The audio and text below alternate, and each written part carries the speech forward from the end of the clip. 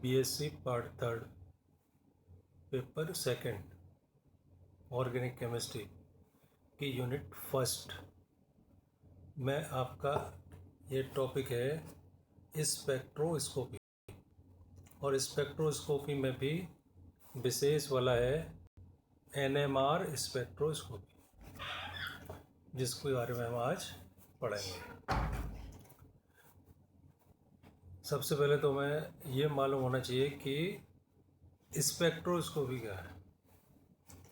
Spectroscopy कार्बनिक यौगिक की संरचना ज्ञात करने की विशेष टेक्निक मेथड विधि है। कैसे ज्ञात करेंगे कार्बनिक यौगिक की संरचना? उसके लिए विद्युत चुंबकीय विकिरणों का उपयोग किया जाता है।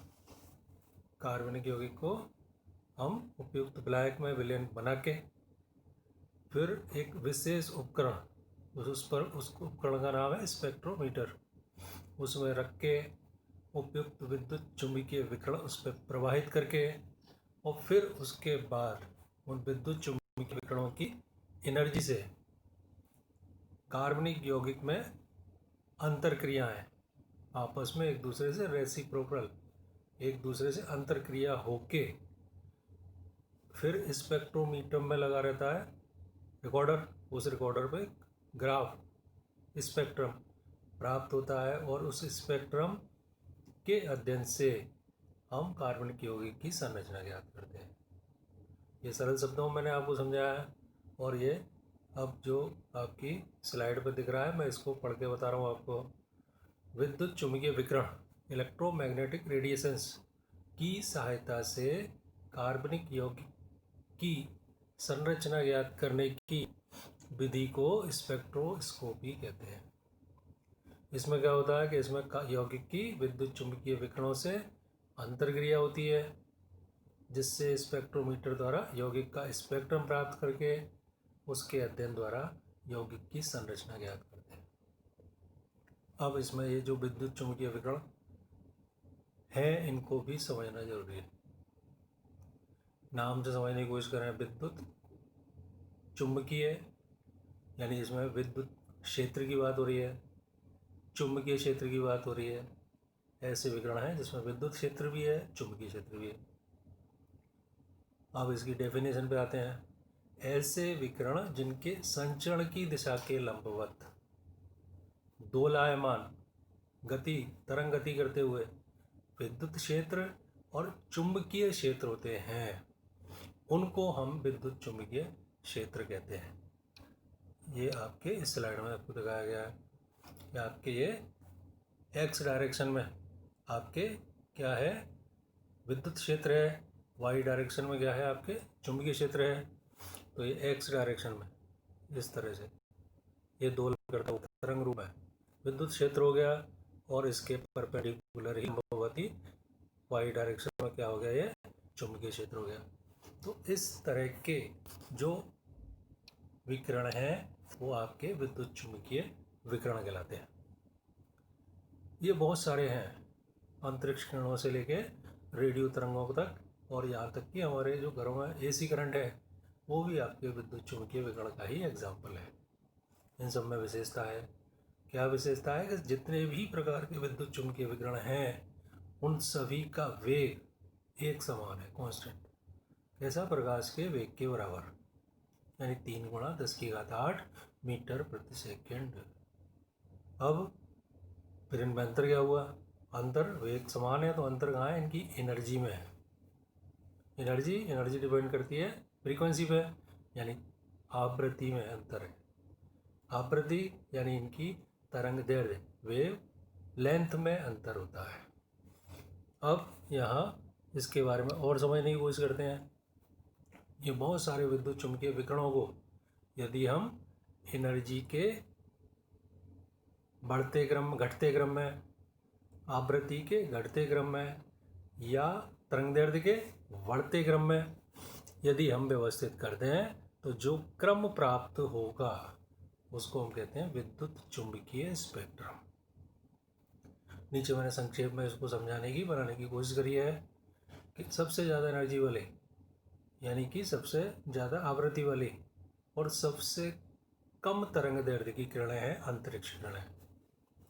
फिर उससे कम एनर्जी की गामा किरणें, गामा रेज। फिर उससे कम एक्स किरणें, एक्स रेज। फिर उससे कम परावैगनी, अल्ट्रावायलेट। और फिर दृश्य, विजुअल रेज। फिर उससे कम अवरक्त, इंफ्रारेड। फिर उससे कम सूक्ष्म किरणें, और सबसे कम एनर्जी वाली हैं रेडियो वेव्स। जैसा मैंने शुरू में आपके समझ में नहीं आया होगा, समझने की कोशिश करें अंतर क्रिया क्या होती है। कि इन सब की एनर्जी आपके अलग अलग है। उस एनर्जी को कंपाउंड एब्जॉर्ब करता है और फिर उसके बाद हमें कंपाउंड की संरचना में विशेष जानकारी मिल जाती है। सबसे ज़्यादा एनर्जी की अंतरिक्ष किरण है। इनसे क्या होता है, यहाँ लिखा है मैंने, गैसों का आयनन, यानी कि इससे हम आयनन विभव निकाल सकते हैं। फिर इससे कम एनर्जी की गामा किरणें हैं। इन गामा किरणों से क्या होता है कि हम परमाणु संख्या निकाल लेते हैं, और इस स्पेक्ट्रोस्कोपी का विशेष नाम भी है। क्या नाम है? मॉसफेयर स्पेक्ट्रोस्कोपी। इससे कम एनर्जी वाली एक्स किरणें हैं, जिनको खूब आप 11-12 से पढ़ते आ रहे होगे या समझते आ रहे होगे कि ठोस अवस्था में जो क्रिस्टल स्ट्रक्चर है, उसके जो अवयवी कण हैं जो व्यवस्थित होते हैं, जालक तल हैं, उनके मध्य कोण है, एक्सरे क्रिस्टलोग्राफी इस टेक्निक का नाम है। इसके बाद सेकेंड ईयर में आप पढ़ चुके हो परावैगनी दृश्य विकिरण, यूवी स्पेक्ट्रोस्कोपी। इसमें क्या होता है कि इस एनर्जी से जो नाभिक के बाहर के कोश हैं, उन कोशों में उपस्थित इलेक्ट्रॉन हैं, वो इन विद्युत चुंबकीय विकिरणों को अवशोषित करके निम्न ऊर्जा स्तर से उच्च ऊर्जा स्तर में चले जाते हैं। पढ़ा था वहाँ sigma to sigma star, pi to pi star, इस तरह के ट्रांजिशन होते हैं, और इससे हमें अनसैचुरेशन और एरोमेटिक नाभिक यानी बेंजीन नाभिक के बारे में मालूम पड़ जाता है। फिर इससे कम एनर्जी वाली इंफ्रारेड रेज हैं।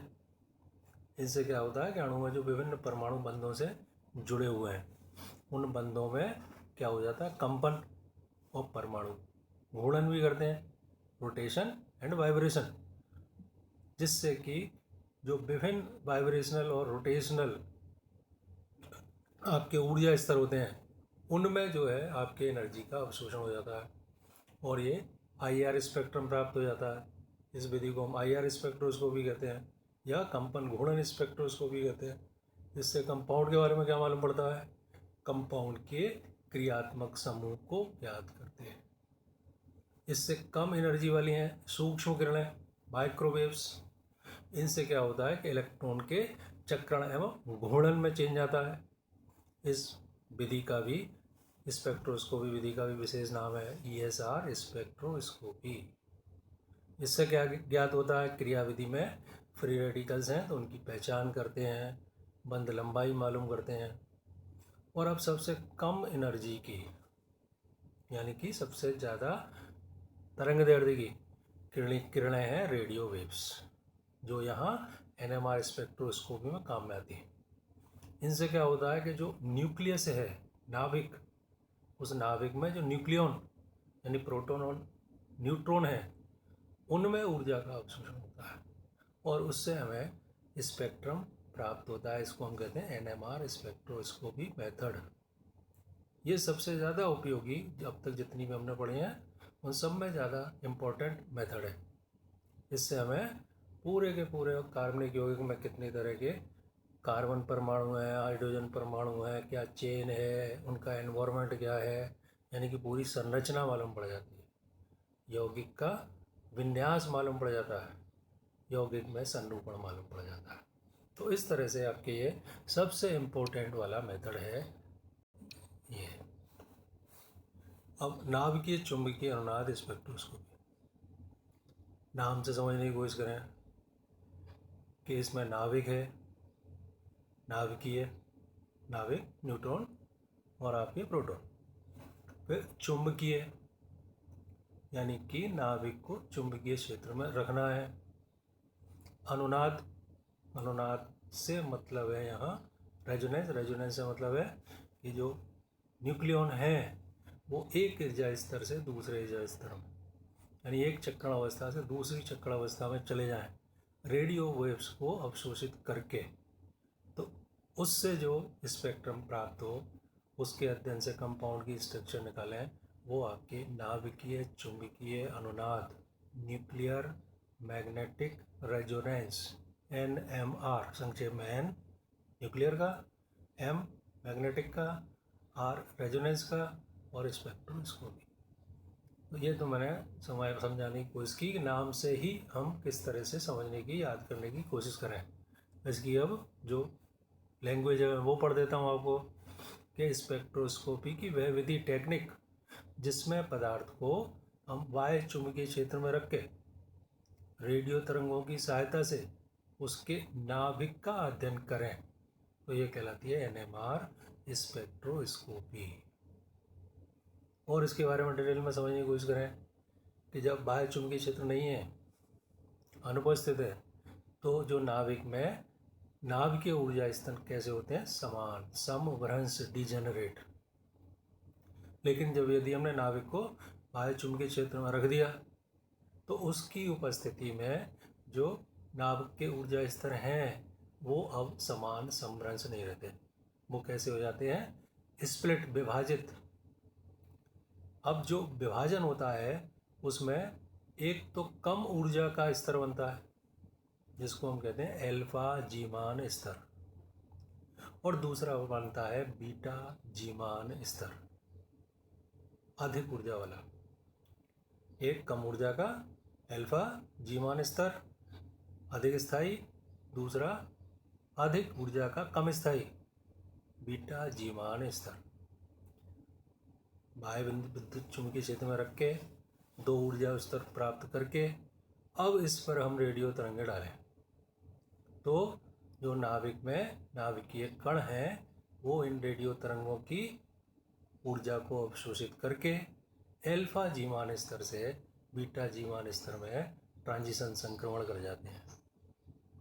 यानी कि इसी को हम रेजोनेंस बोलते हैं, अनुनाद, अर्थात नाभिक बाह्य चुंबकीय क्षेत्र की उपस्थिति में अनुनाद की अवस्था में आ जाते हैं, जिसके कारण NMR अवशोषण संकेत, एब्सॉर्प्शन सिग्नल प्राप्त होते हैं। इसके अध्ययन द्वारा हम यौगिक की संरचना ज्ञात कर लेते हैं। खास बात और है, यह आपने पढ़ा होगा, क्वांटा, क्वांटीकृत ऊर्जा हमारे क्वांटम ऊर्जा के छोटे छोटे बंडलों के रूप में प्रवाहित होती है। यानी कि जो एल्फा और बीटा जीमान स्तर में जो ऊर्जा का अंतर है वो आपके रेडियो तरंगों के ऊर्जा के बराबर होगा, तो आपके ये एल्फा से बीटा में चले जाएंगे। अब हम इस NMR स्पेक्ट्रोस्कोपी में हाइड्रोजन के नाभिक में क्या होता है, अंदर एक प्रोटॉन, यानी कि हाइड्रोजन नाभिक का अध्ययन करें, तो वो हमारी 1H या प्रोटॉन नाभिकीय चुंबकीय अनुनाद स्पेक्ट्रोस्कोपी PMR या 1H NMR स्पेक्ट्रोस्कोपी कहलाती है। एक है C13, कार्बन नाभिक का हमें अध्ययन करना है, तो C13 या CMR स्पेक्ट्रोस्कोपी, इसमें हम कार्बन परमाणुओं का अध्ययन करते हैं। चूँकि आपके हर कार्बनिक यौगिक में कार्बन होता ही होता है, हाइड्रोजन होता ही होता है, तो इन दो स्पेक्ट्रोस्कोपियों का ही अध्ययन हमें ऑर्गेनिक कंपाउंड की संरचना के बारे में बहुत अधिक जानकारियाँ प्रदान कर देता है।